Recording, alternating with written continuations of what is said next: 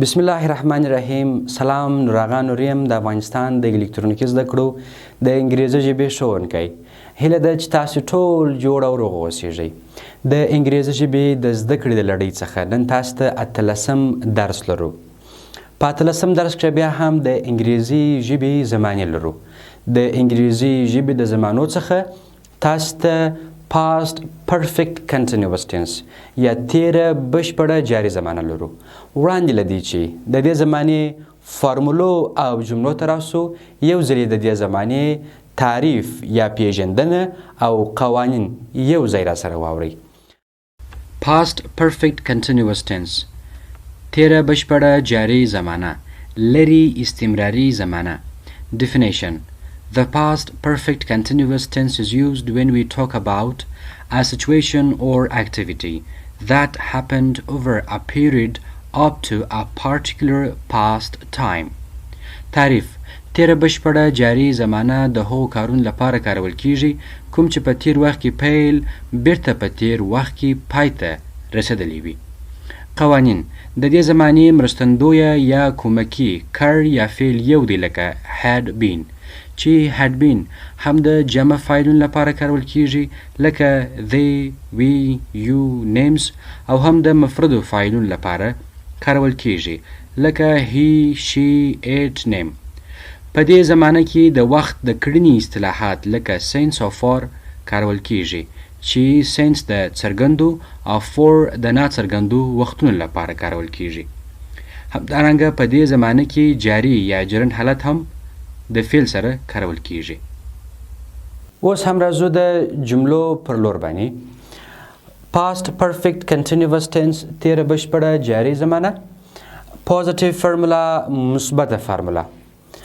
subject plus HV یا helping verb. helping verb چې دی هغه د دې زمانې had been دی.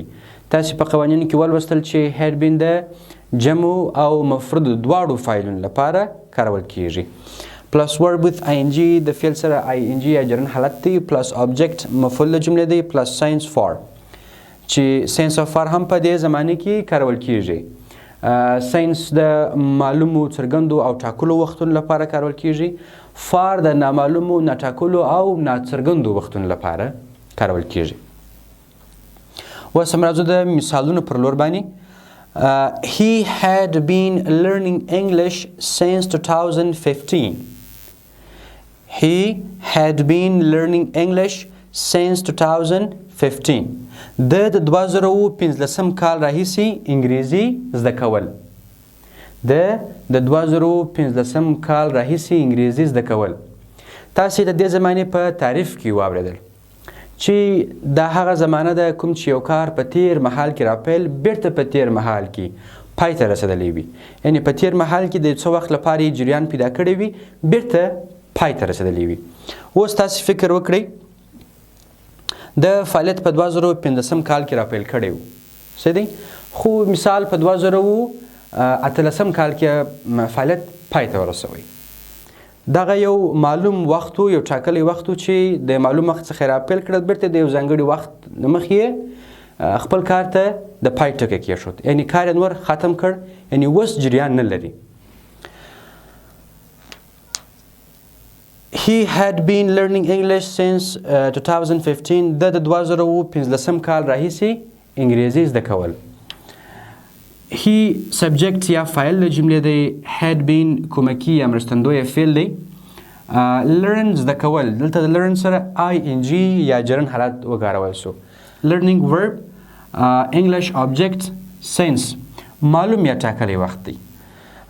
ټاکلی وخت څو دی؟ 2015 کال. 2015 کال ټاکلی او معلوم وخت دی. تاسو کولی شئ چې په دغسې زمانو کې د ټاکلو او معلوم څرګندو وختونو لپاره since استفاده کړئ. دوهم مثال کې راځي. A boy had been running in the ground all day. A boy had been running in the ground all day. یو هلک ټوله ورځ په میدان کې ځغستل. A boy subject د جملې سو had been کومکي یا مرستندویه فعل دی. run ځغاستلو ته وایي. دلته ing ورسره اضافه شوله په جاري حالت یې واړوئ running یا ځغستل. in the ground هم object د جملې کې حسابیږي. negative formula منفي فرموله د فرمولې ساختمان په دې ډول دی. subject فاعل د جملې plus HV یا helping یا کومکی مرستندوی فعل دی had plus not plus been. یو څه باید په یاد وي چې په نیگیټیو فرمولو کې د had څخه been د not په واسطه باندې بیلیږي. یعنی لومړی had ایښول کیږي د هغه څخه وروسته not وروسته been یعنی د had او been ترمنځ not اضافه کیږي. plus verb with ing plus object مفعول د جملې plus since and for.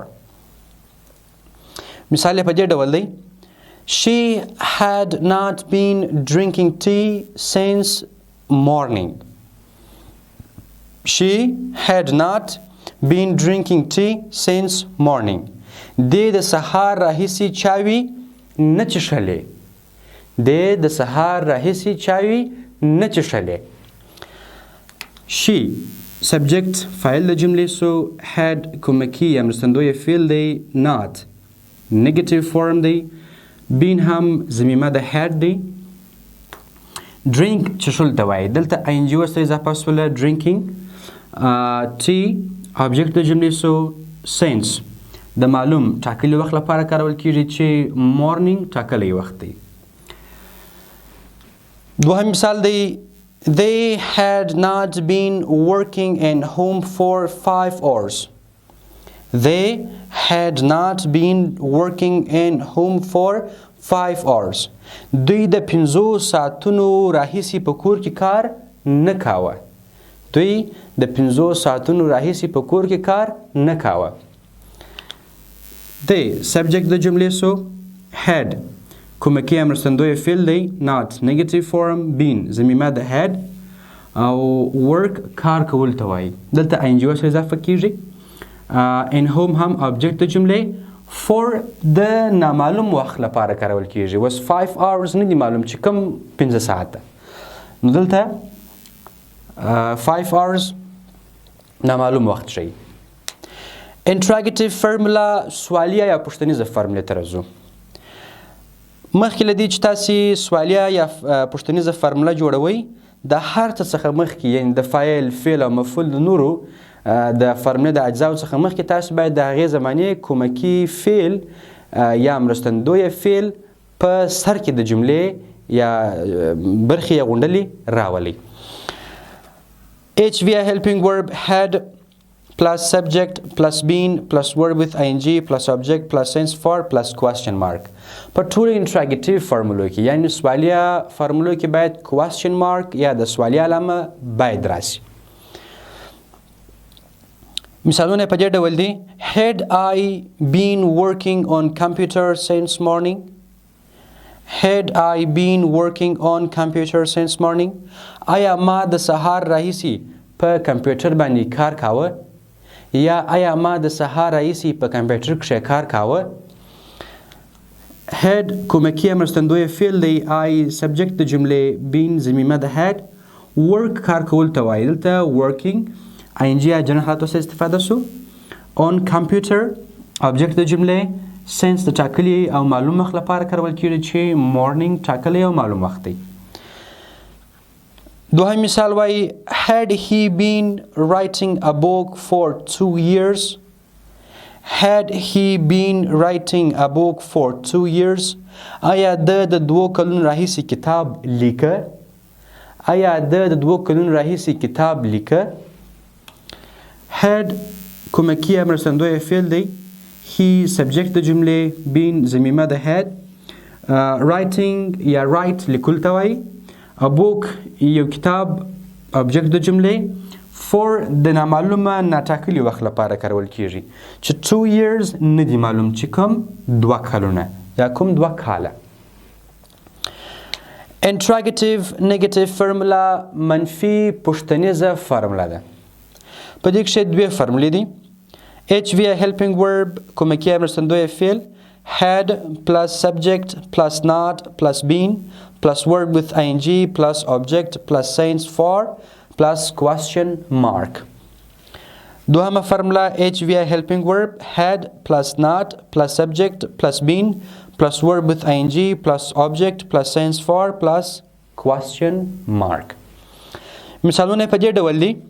Had you not been sleeping in room since 1 o'clock of night? آیا تاسو د شپې د 1 بجې راهیسې په وطاق کې خوب نه کاوه؟ آیا تاسو د شپې د 1 بجې راهیسې په وطاق کې خوب نه کاوه؟ had کومکی یا مرستندوی فعل دی. you subject د جملې not negative form being ضمیمه د had. sleeping خوب کول verb with ing in room په وطاق کې دا هم object د جملې دی. since معلوم یا ټاکلی وخت 1 o'clock of night دی. دوهم مثال had not they been working in factory for 2 years? Had not they been working in factory for 2 years? آیا دوی د 2 کلونو راهیسې په فابریکې کې کار نه کاوه؟ آیا دوی د 2 کلونو راهیسې په فابریکې کې کار نه کاوه؟ had کومکی یا مرستندوی فعل دی. not negative form دی subject او بین هم ضمیمه د had. working کار کول ته وایي verb with ing. in factory هم object د جملې. for د نامعلومه یا ناټاکلي وخت لپاره کارول کیږي چې کوم 2 کلونه دا نه دی معلوم چې 2 years دی. خدای دې وکړي چې زموږ د نن ورځې اتلسم درس مو تر دې ځایه پورې پوره را سره کتلی وي او نور درسونه مو هم تعقیب کړي وي. یوه هیله دا در څخه کومه چې کوم درس تاسو ته ویل کیږي هغه در سره یاداشت کړئ. خپل د یاداشت په ځانګړو کتابچو کې در سره ولیکئ. دا ستاسو سره هم مرسته کوي چې تر څو پورې د ځان سره نوټونه واخلئ. او هیره مو نه وي چې زموږ د یوټیوب چینل هم در سره سبسکرایب کړئ. د فیسبوک پاڼه هم در سره خوښه کړئ. د نورو ملګرو سره هم شریکه کړئ تر څو هغوی هم زموږ سره یو ځای سي. ډیره مننه. ژوندي اوسئ.